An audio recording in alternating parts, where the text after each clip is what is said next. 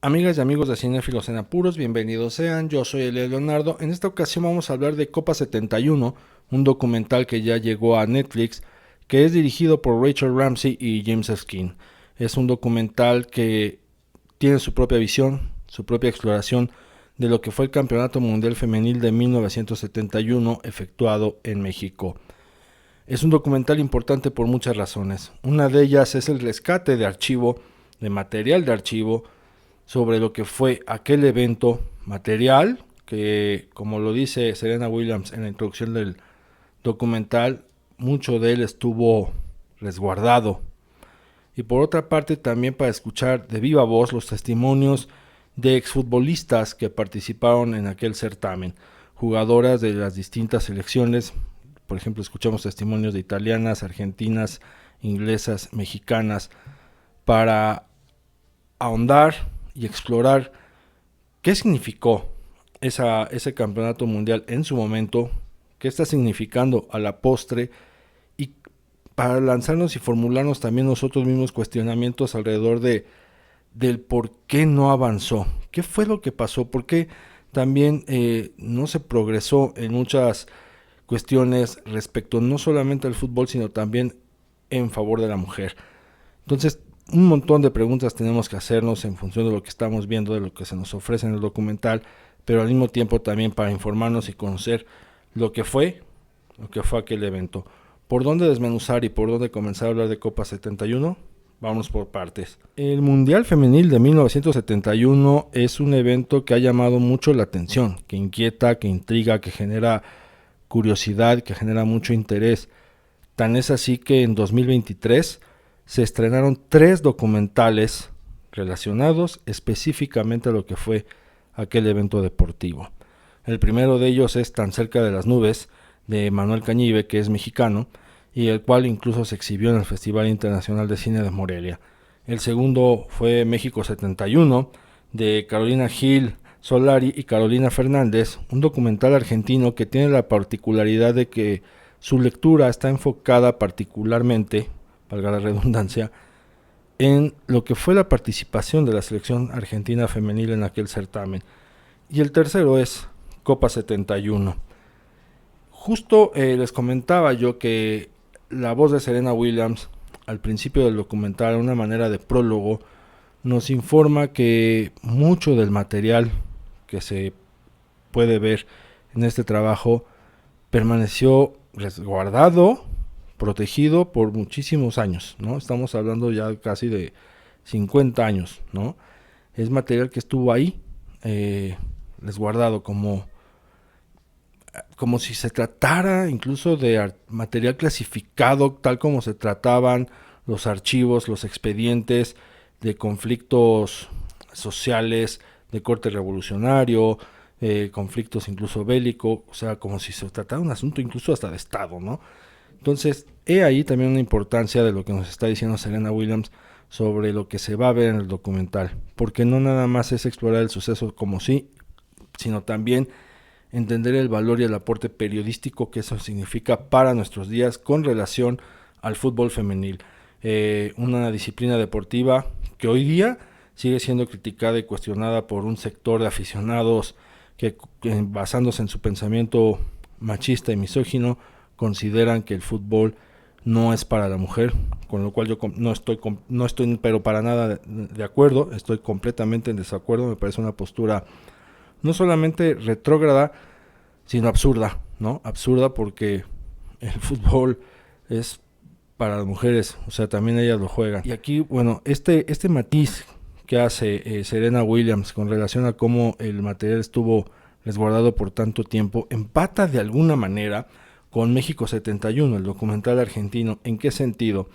Porque Carolina Gil Solari y Carolina Fernández, tal como lo han expresado en algunas entrevistas que se pueden encontrar en internet, pues tuvieron que lidiar para conseguir precisamente archivo, ¿no? Y ellas, para su sorpresa, se llevaron la desagradable panorama, el desagradable panorama de encontrar nada, casi nada, como documentación de lo que fue aquel mundial desde la prensa argentina o desde la prensa sudamericana incluso.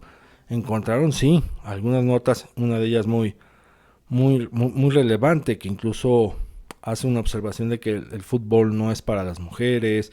A las mexicanas se les refiere como las de Cantinflas, las tequileras. El cronista utiliza incluso el adjetivo de gorda para referirse a las futbolistas argentinas. Entonces, que se haya rescatado, por ejemplo, esa nota periodística nos habla, ¿no?, de cómo era la estructura del pensamiento y la visión machista y misógina que se tenía con relación a la mujer en el fútbol, practicándolo, ¿no? Bueno, entonces, para México 71, pues fue una ardua búsqueda de material, pero material que mucho de él no existió, porque a nadie le importó, a nadie le interesó, y eso llama la atención, tratándose de Argentina, un país futbolero que trae el fútbol en el ADN, pero que en 1971 no veía a la mujer como partícipe de eso. Y llega Copa 71, se lanza esa misma búsqueda, Rachel Ramsey y James Erskine también se lanzan al ruedo.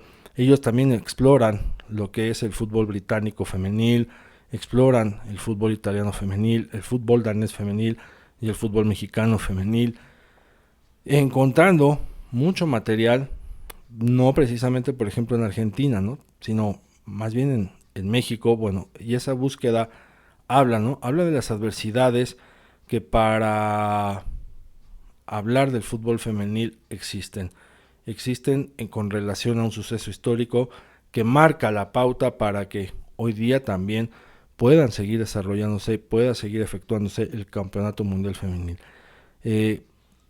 Por eso decía que más allá de ser un documental que nos muestre esta parte de la cuestión del género, también es un gran trabajo de aporte periodístico, porque se rescatan archivos, se rescatan testimonios, y es importante traer eso a colación hoy día.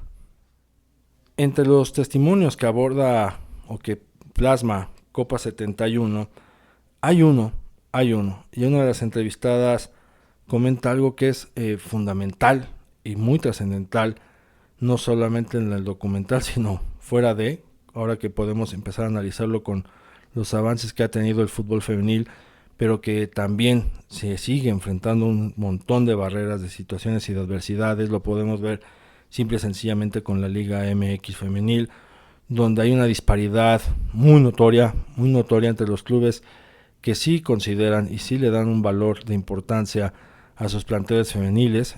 Están los casos de América, Chivas, Tigres, Tuzas, Rayadas, contra otras instituciones que simple y sencillamente no quieren apostar por sus clubes femeniles. Y no solamente eso, ¿no?, sino que denigran a los propios planteles femeniles, tratan mal a sus jugadoras, no les dan el justo valor que merecen, tampoco se les paga. O sea, hemos visto casos como los del Necaxa, donde los jugadores tienen que usar la misma playera varios partidos, donde tienen que trasladarse a veces en camiones que no están ni siquiera en condiciones de transportación, en fin. Y esta entrevistada menciona lo siguiente: cuando le preguntan si el Campeonato Mundial de 1971 pudo tener una lectura política, ella inmediatamente responde: tal vez sí sea un acto político. Esa mujer que lo dice es la mexicana Elvira Aracén. Entonces, para ella pone sobre la mesa este discurso de que sí, que el Campeonato Mundial de 1971 fue un acto político, y es verdad. Y si partimos de que un acto político es aquello que genera un impacto en la comunidad y en el mundo que vivimos, pues sin duda la Copa 71 lo fue y lo es. ¿Por qué? Porque en verdad generó un impacto dentro de una comunidad y también en el mundo en sí. Tan es así que la FIFA nunca previó que iba a tener un despertar de interés tan espectacular en su momento, que de plano dijo: a ver, no, hay que restringir esto, porque para empezar el organismo lo dirigen hombres y es una cuestión de poder, tal como lo hace ver un periodista en el documental. La FIFA incluso actúa en función de un poder, y este poder está arraigado y enraizado a la estructura machista, a la estructura misógina, a la estructura patriarcal, a una estructura totalmente varonil, viril y masculina de que no concede ni quiere conceder que se involucre la mujer, ya no solamente en actos directivos o dirigenciales, sino también en el plano de juego. Hoy día han tenido que avanzar y han tenido que acceder a conceder esa posibilidad, pero durante muchos años no. Incluso todavía sigue habiendo reticencias para que las mujeres lleguen a cargos directivos tan relevantes, por lo menos dentro de FIFA, ¿no? Ya se ven algunos clubes, pero en FIFA no. Y lo que hizo la FIFA, dijo, a ver, vamos a ordenar a las distintas federaciones, a las distintas naciones que prohíban el desarrollo del fútbol femenil en sus países, ¿no? Es decir, que no haya apoyo de las ligas, que no haya apoyo de los clubes, que no haya apoyo de nadie. Sí, qué bueno que participaron en la Copa 71, ya se divirtieron, pero de ahí en adelante vamos a bloquear esto. Y contrasta mucho con el fenómeno que fue precisamente Copa 71, el furor que despertó al grado de que generó un ingreso de 110,000 aficionados en el Estadio Azteca para poder presenciar la final entre México y Dinamarca, que gana Dinamarca 3-0. Eso no es un acto político, por supuesto que lo es, por supuesto que lo es.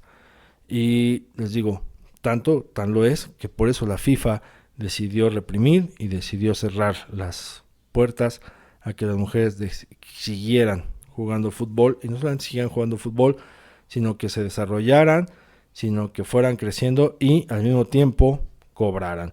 ¿Por qué? Porque también la Copa del Mundo de 1971 se organizó por un toque empresarial, ¿no?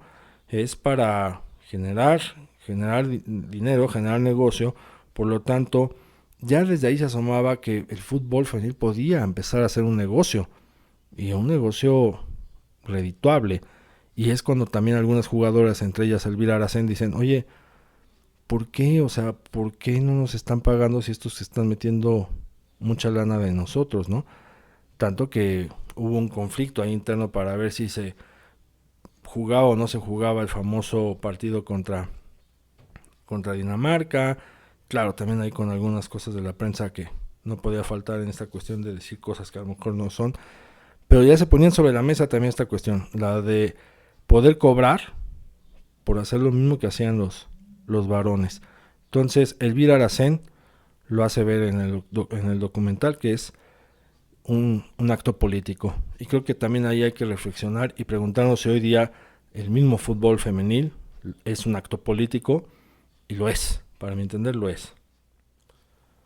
Otra cuestión que hay que observar de este documental tiene relación con, por ejemplo, el partido Argentina-Inglaterra, ¿no? Las selecciones femeniles de Argentina e Inglaterra. Si ustedes escuchan, lo está narrando una mujer. Eso nos lleva y nos remite a decir, ah, caray, o sea, ya existían voces femeninas narrando. O sea, nos podemos preguntar, ¿ya existían voces femeninas narrando? Porque quien lo narra tiene también ahí como un acento argentino. Hay una figura, ¿no? Hay una voz femenina ahí, en esa intención. Corte A, vemos el impacto de la televisión, el impacto que tuvo la televisión al transmitir un partido en vivo del Campeonato Mundial Femenil.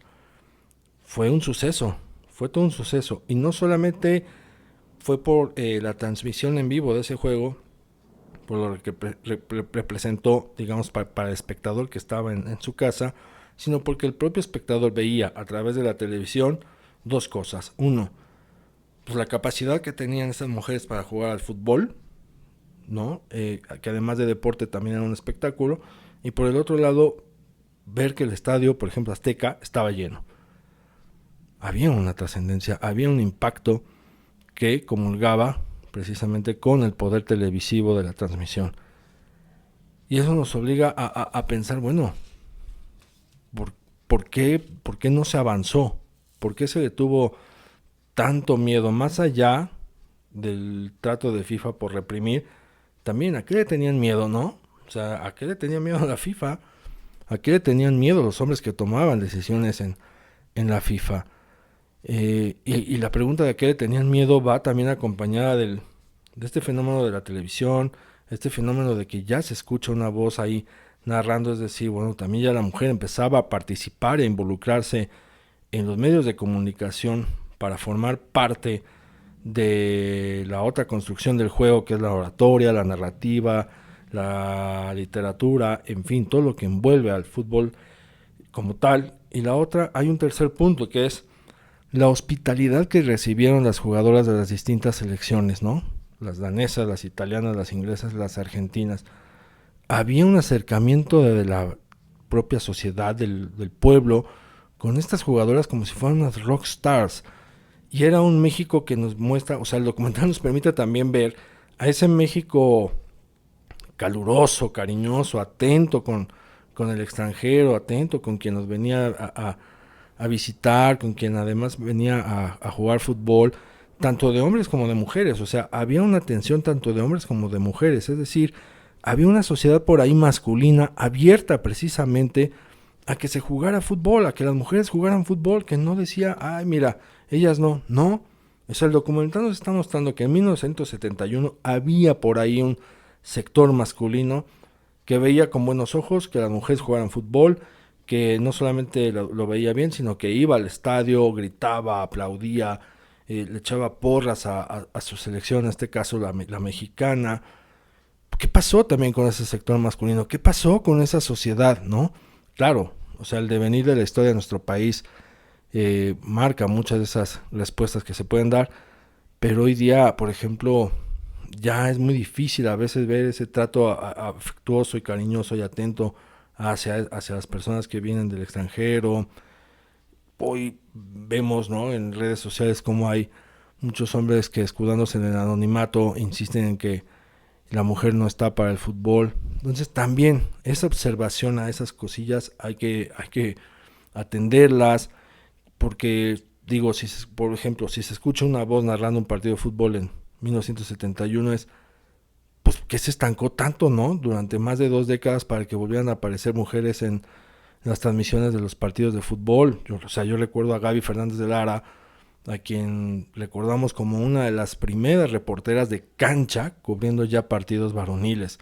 O sea, ¿cuánto tardó para que apareciera una Gaby Fernández de Lara ejerciendo ese oficio, esa profesión? Y hay que darle su valor a quien lo merece. En este caso, hablar de estas reporteras, hablar de estas comunicadoras, periodistas, reporteras, que empezaron a abrir camino para que vinieran muchas más. Pues si ya nos planteamos desde 1971, bueno, esa es una lectura. Está la otra, les digo, este sector masculino que veía con buenos ojos, lo que pudo haber impactado también para muchas mujeres de aquella época, de aquella década, el acercamiento con estas jugadoras, ¿no? ¿Qué impacto pudo tener en niñas, en adolescentes, en jóvenes, en adultas que jugaban ya al fútbol? Porque las integrantes de la selección mexicana no eran las únicas, había muchas mujeres jugando fútbol. Ahora imagínense el impacto que pudieron tener ellas en el caso de haberles dado continuidad a un proyecto y a un desarrollo, el cual no sucedió. Entonces, esas preguntas también nos la permite lanzar el documental a través de lo que nos está mostrando, con estos archivos importantes y testimonios que da.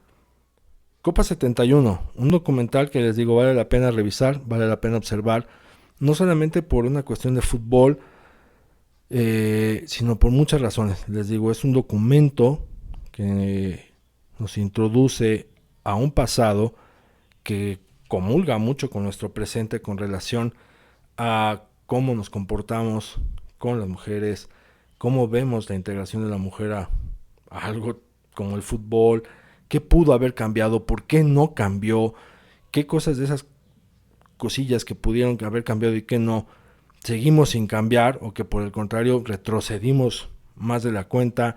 Ahí está ese documental, vale la pena observarlo y les digo, lo topan en Netflix.